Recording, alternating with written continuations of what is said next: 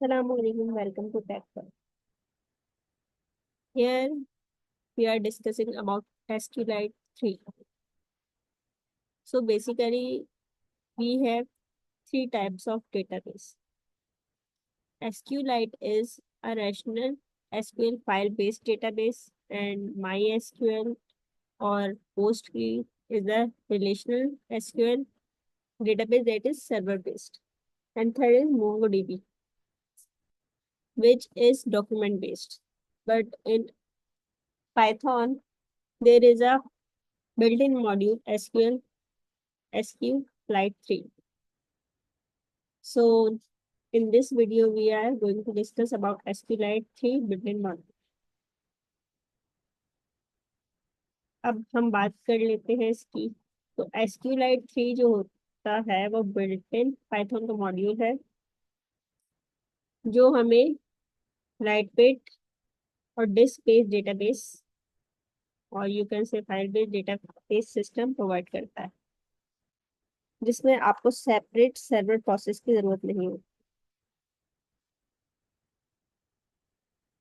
आप इसमें मैनेज भी कर सकते हैं, क्रिएट भी कर सकते हैं एसक्यूएलाइट डेटाबेस को इजीली। अब इसमें हम देख सकते हैं कि there are the 4 basic function you can perform on any persistent storage system like a database. जब डेटाबेस की बात आती है तो इसमें 4 फंक्शन होते हैं जो कि हम परफॉर्म कर सकते हैं, जिसे कहते हैं क्रूड। और crude stand for create, read, update and delete. इसमें सी जो होता है उसमें आप न्यू डेटा, कोई भी आप नया डेटा अपने डेटाबेस में डालना चाह रहे हैं तो आप क्रिएट का फंक्शन यूज करेंगे। मतलब उसमें क्रिएट वाला काम हो रहा होगा, और जब आप रीड वाला काम करेंगे तो इसका मतलब ये है कि जिसमें आप रिट्रीव कर रहे हैं, यानी कि सारे डेटाबेस को व्यू करवा रहे हैं और शो करवा रहे हैं अपने सिस्टम में।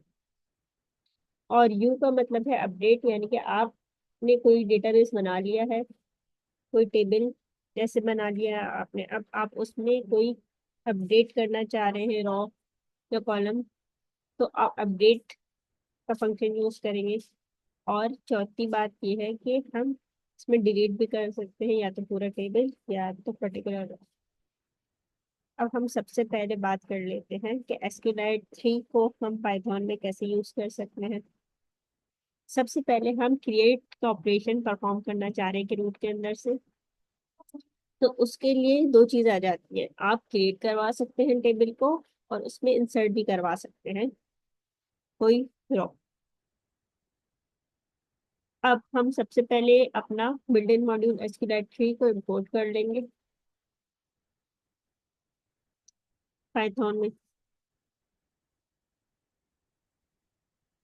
और उसके बाद आपने एक वेरिएबल बनाया कनेक्शन का, CONN नाम का, और उसमें आपने एसक्यूएलाइट 3 का बिल्ट इन मॉड्यूल यूज करते हैं। इसका एक मेथड है कनेक्ट, वो यूज किया और इसमें आपने बता दिया आप कौन से नाम से डेटा बेस बनाना चाहते हैं।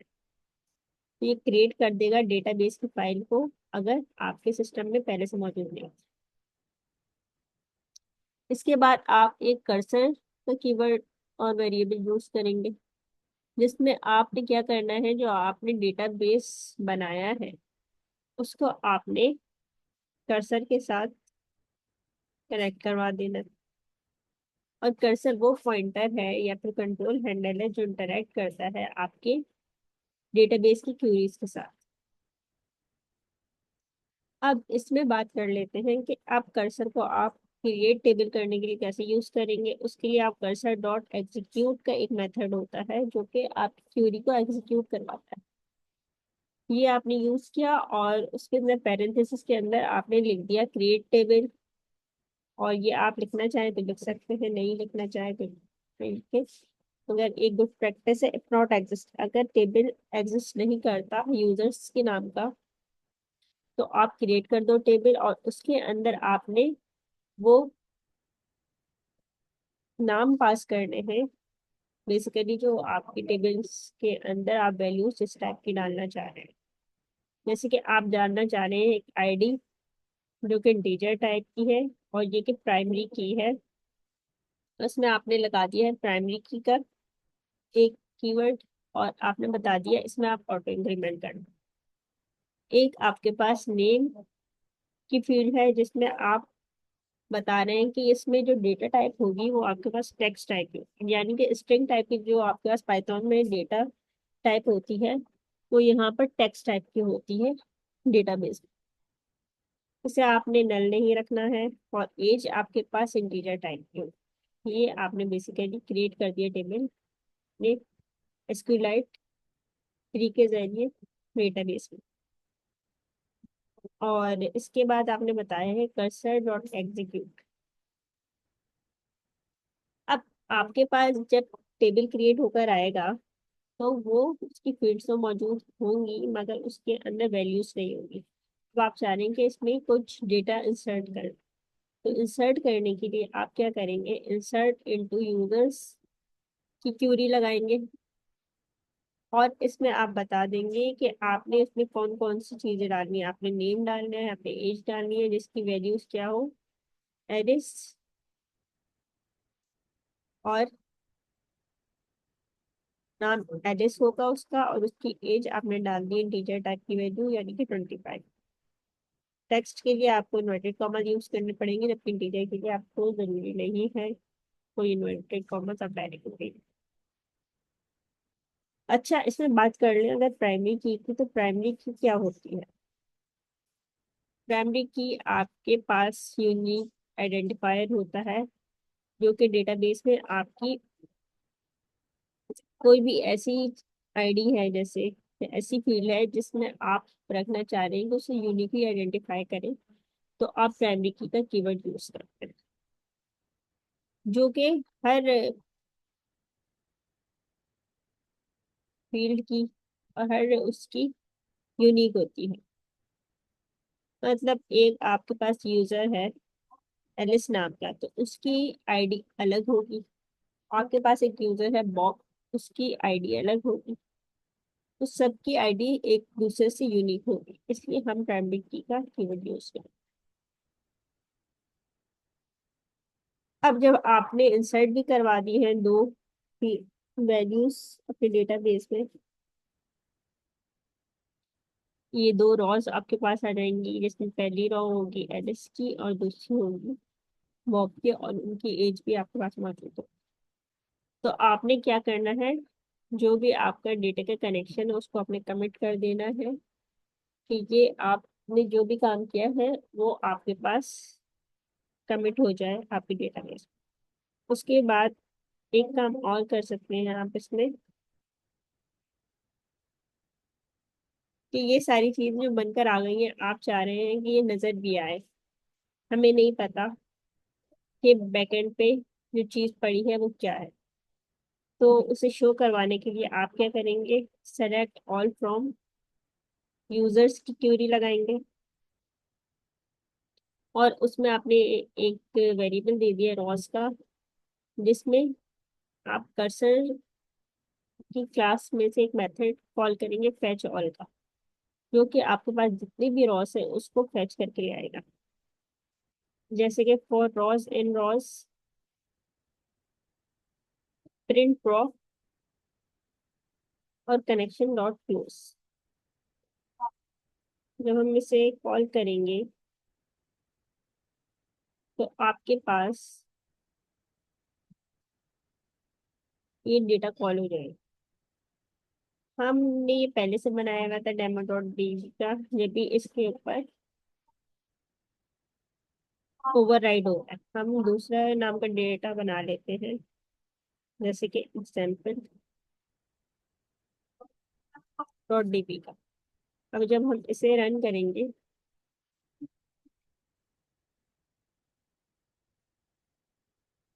तो आप देख सकते हैं कि आपके पास बेसिकली दो ही रॉज आई हैं जो आपने इंसर्ट करवाई, और यहाँ पर आप देख सकते हैं एग्जाम्पल डॉट डीबी नाम का डेटाबेस मिल गया। अब हम देख लेते हैं कि अपडेट ऑपरेशन फ्रॉम रूट कैसे हो सकता है।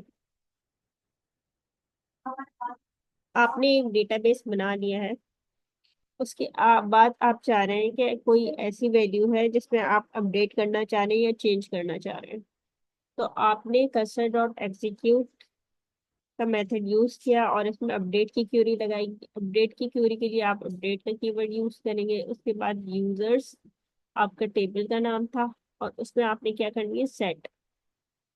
सेट बेसिकली उस फील्ड को और उसकी वैल्यू को सेट करता है। तो आपने सिर्फ एज लिए है, और एज में आप जो भी वैल्यू देना चाह रहे हैं, अगर आपने क्वेश्चन मार्क लगा दिया, आप इसको आगे राउंड ब्रैकेट में बताना चाह रहे हैं कि कौन सी एज होनी चाहिए। आप इधर एलिस की जगह बॉब भी दे सकते हैं। अगर आपके पास ऊपर आपने जो बनाया था वो बॉब ही था, तो आप बता देंगे कि बॉब की एज आप अपडेट कर दो 28।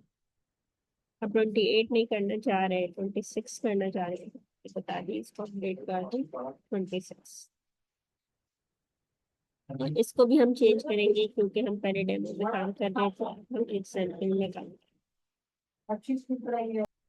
कमिट कर दिया। फिर आपको जरूरी है, जब आपने डेटाबेस में कोई काम करा है तो डेटाबेस को क्लोज भी करें, तो आपने कनेक्शन नॉट क्लोज का मेथड यूज किया, जिससे आपका डेटाबेस का कनेक्शन क्लोज हो जाएगा।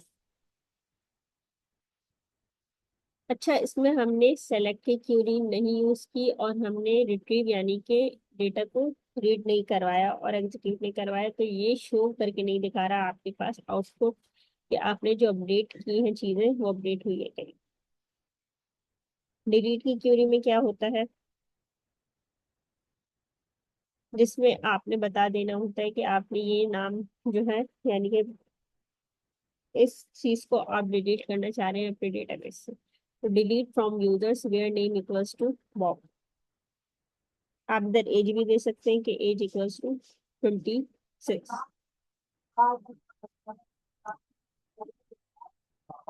फॉर एग्जाम्पल आप चाह रहे हैं कि जो आपने अपडेट किया है वो पहले शो कर दो, क्योंकि बॉब की को हम डिलीट कर रहे हैं।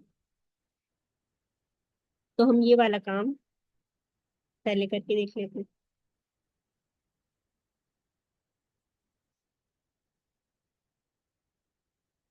इसमें बेसिकली सिंपल जो भी आपने डेटाबेस बनाया है, जो कि हमने एग्जाम्पल डॉट डीबी का बनाया है, इसमें आपने क्या करना है कि आपने सेलेक्ट की क्यूरी लगानी है,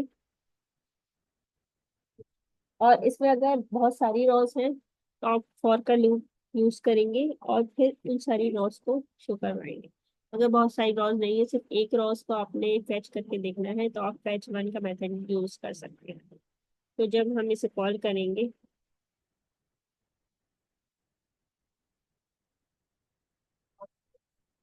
तो पहले तो हमने ये अपडेट किया था,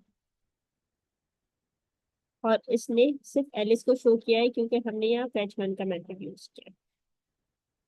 अगर हम फैच वन का मेथड यूज नहीं करें,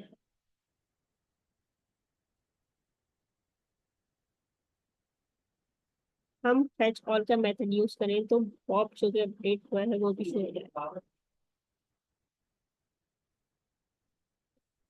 देखिए, आपके पास जो आपकी बॉब की वैल्यू आपने अपडेट की थी, इसकी एज 26 की थी, तो आपके पास शो होकर आ गई है। तो आपके पास लिस्ट के तौर पे ये नजर आ रही है।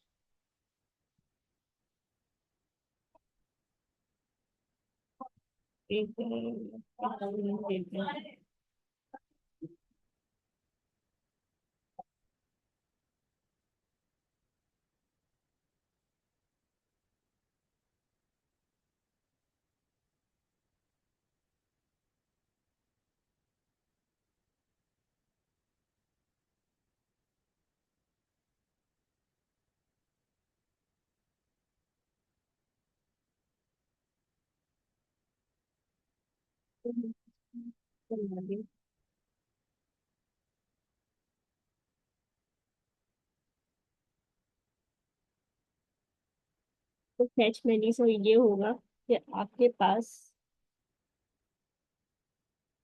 लिस्ट के तौर पे जितनी भी रॉज हैं वो प्रिंट हो।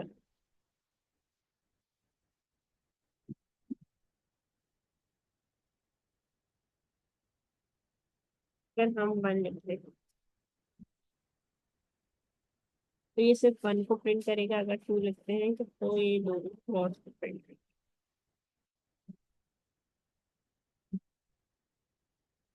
इसके बाद हमारे पास डिलीट की क्यू है। अब आपके पास जो नाम बॉब मौजूद है, आप इसको डिलीट करना चाह रहे हैं, तो आप ये करेंगे delete from users where name equals to, आपने ब्रैकेट में बता दिया बॉब।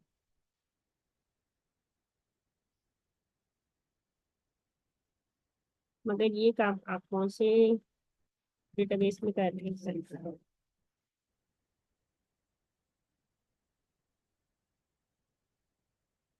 अब बॉब डिलीट हो जाएगा।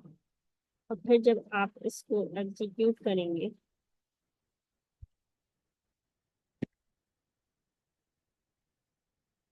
रिट्रीव करेंगे, तो आपके पास